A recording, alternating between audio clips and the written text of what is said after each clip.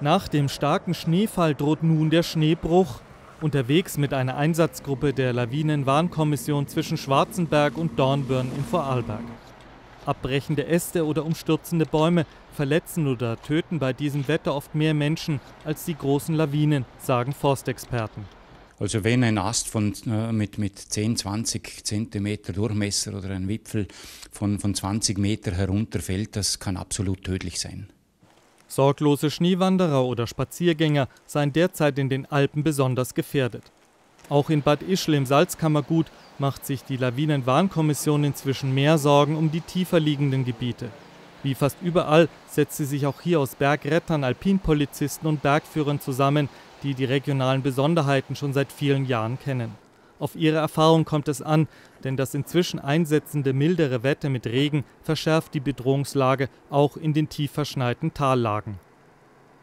Man sieht am Beispiel hinter mir sehr gut, was das derzeitige Problem ist. Die Gleitschneelawinen unter 1600 Meter Seehöhe, die aufgrund der Witterung und der Feuchte exponierte Straßen und Wege erreichen können. Und hier ist es besonders wichtig, diese Bereiche im Auge zu behalten. Solche Gleitschneelawinen reißen dann selbst im flacheren Gelände ganze Hänge mit.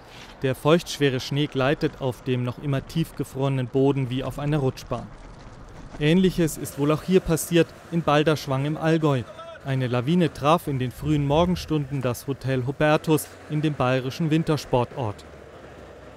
So um 10, 20 nach 5, da hat es zuerst so gegrollt, wie wenn ein Panzer auf einer Straße wäre. Und dann ist die Lawine gekommen, hat das Haus getroffen, man hat einen Luftzug gespürt. Ganz in der Nähe hinter uns, da hat es sogar die Fenster eingedrückt. Also es war Schnee in den Zimmern. Wir haben einen Temperaturanstieg, die Niederschläge kommen als Regen und das durchfeuchtet die Schneedecke und dadurch wird der Schnee extrem schwerer. Und dann kommt es halt zu den klassischen Selbstauslösungen, die in größeren Ausmaße auch sein können. Die Nassschneelawine mit einer Breite von 300 Metern drückte Fenster und Türen ein. Schnee drang weit ins Gebäude, zerstörte mit aller Gewalt den Saunabereich im Erdgeschoss.